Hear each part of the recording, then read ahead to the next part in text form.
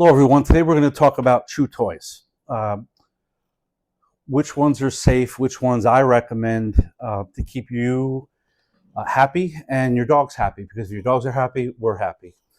Um, they could also be used as a way to kind of tamp down separation anxiety. Uh, Most cases of separation anxiety uh, basically are moderate at best. The very, very heavy, severe cases of separation anxiety would be an example. That would be, I leave my house, the dog goes in the crate, and the dog is, biting on the metal crate to get out, and maybe cuts themselves, or they're scratching and pawing at the door to get out, and causes an injury to themselves as a result of that. If they're not in the crate and they're out and about your home when you leave, they chew your molding, they'll chew your doors, a hole through your door. They will destroy your house because mom and dad left for a little while. And so I want to give you a couple of ideas, things that you could do that I found to be very successful with cases like that. One of the things that I really recommend, and I love this, is a bone, a frozen marrow bone. You basically get it at the pet stores. I got this locally at Pet Supply Plus. There's no endorsement, so I could care less about the brand. But the one that Pet Supply Plus has is this Primal brand, and that's the one I've been using for a while now, and I've had great success with it. The criteria for my chew toys for a dog is they have to be safe, reinforcing, and long lasting. Um, you talk about the safety of a marrow bone. This is a cow's femur. They're a few thousand pounds, these animals, and so the strength of this is incredible.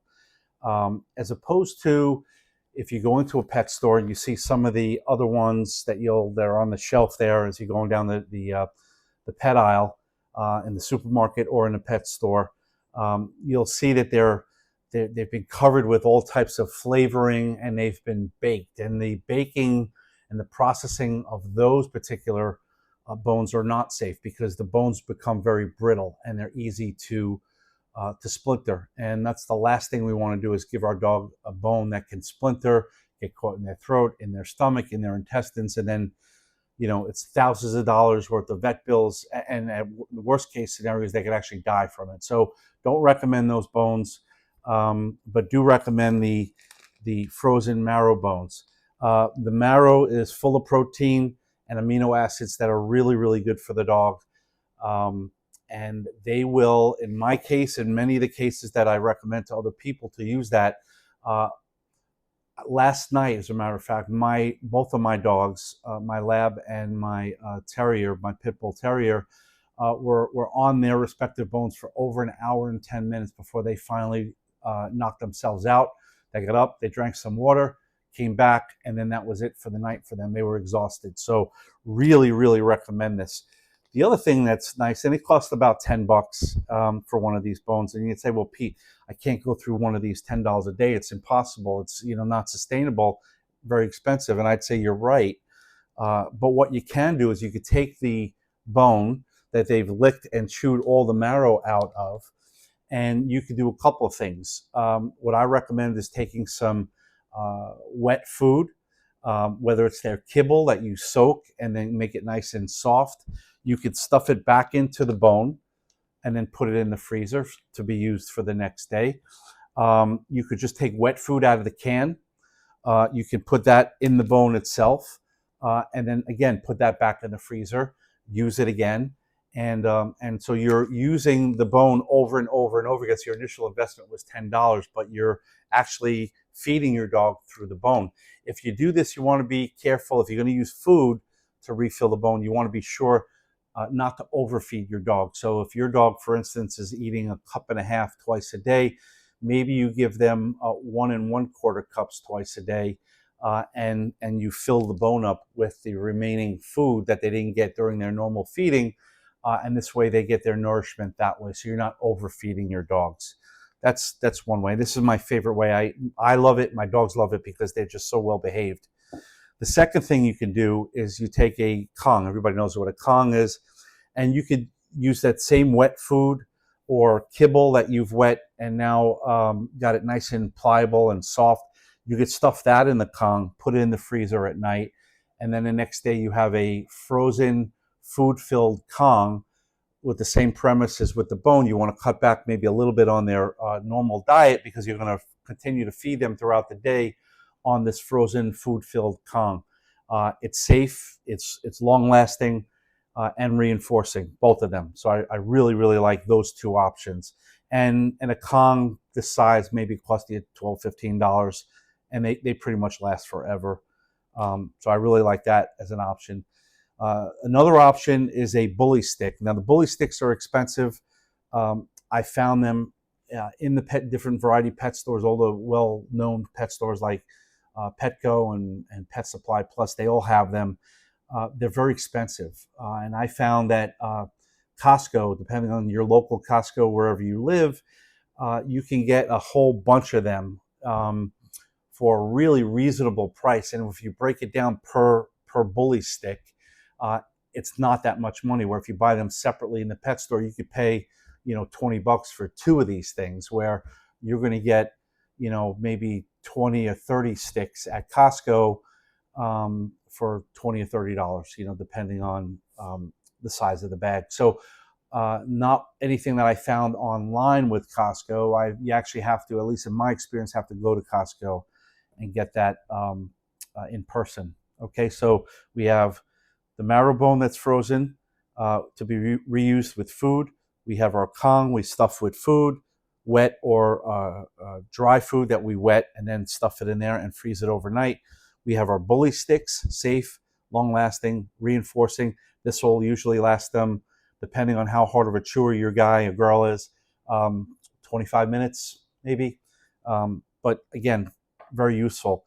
The other thing that I found here and we have this locally here in South Carolina at my local fish store. It's a 100% fish skin pet snacks, they call it.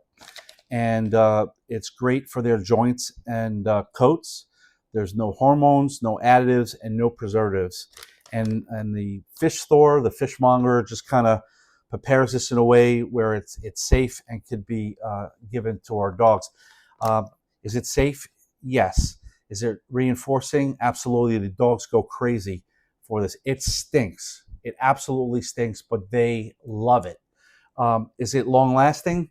Not really. That's probably the only notch against it would be is it doesn't last as long as the other ones that I just mentioned, but certainly is a good alternative. Now, those are good just for chew toys, chew snacks, really by themselves. If you have a dog that's full of anxiety and separation anxiety, you could take one or all of these that I just showed you, put them in his or her crate, let them get turned on by one of these things, and hopefully it's enough for them to not kind of trip out when you leave for 5 or 10 minutes, because I wouldn't do this with a dog with separation anxiety. I wouldn't give them all these treats, put them in the crate, and then leave for 2 hours to go shopping. I wouldn't do that. I would do it in small doses to see how they do. So I'd put all 4 of them in there, overload them with it, put it in the crate, maybe hang out next to them for a little bit at first as opposed to just leaving right away. You could try that. Let them get turned on to it and then kind of tiptoe out the door without maybe them seeing you.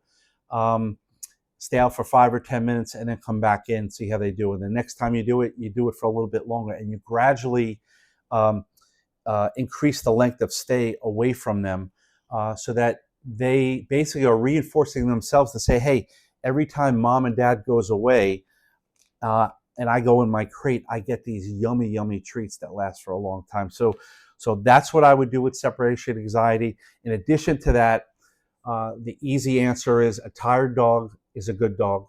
So if you're only walking your dog once a week, you got to up the walks. Playtime with other dogs is the best. Some people have told me, well, I play ball in my backyard and I throw the ball and they bring the ball back to me and that we can do that for an hour. That's great. That's not the best exercise in the world because it's very redundant and repetitive. Throw the ball, fetch the ball, bring it back, and it's just kind of over and over again. There's no mental stimulation like there is if my dog is able to play with another dog in a fenced-in yard, running and chasing one another. That is the best therapy. You may also want to try a pet daycare for the day.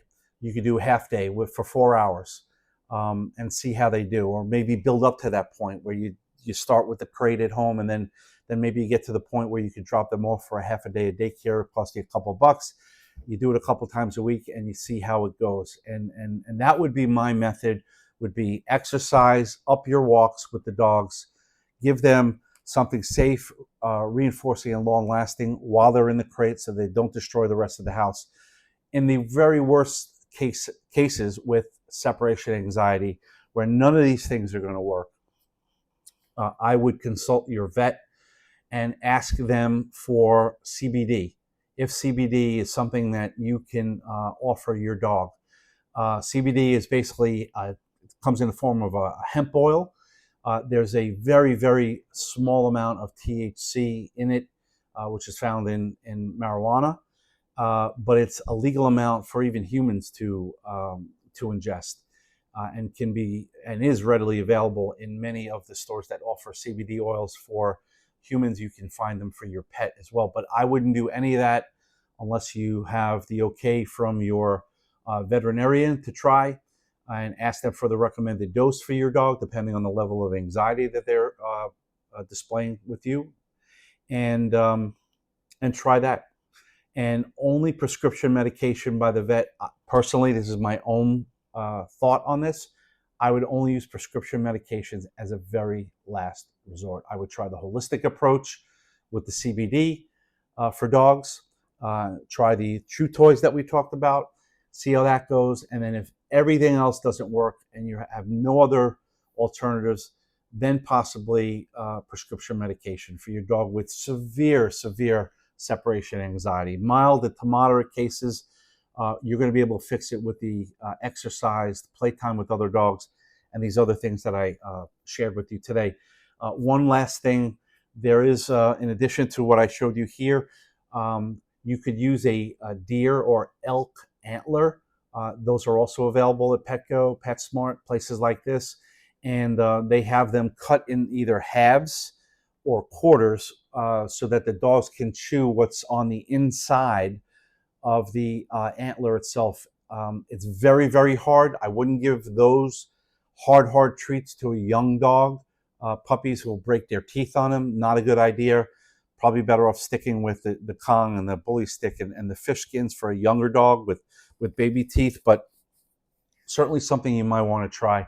They're also very expensive too. They're not cheap, but also just another tool in your toolbox for that. So that's my talk on separation anxiety, how to overcome it with your dog for mild to moderate cases, and just chew toys in general, what I can give my dog so that they can associate the crate as a good, positive place to go, and be very reinforcing for them. So that's the video. I hope this helps, and thanks for watching.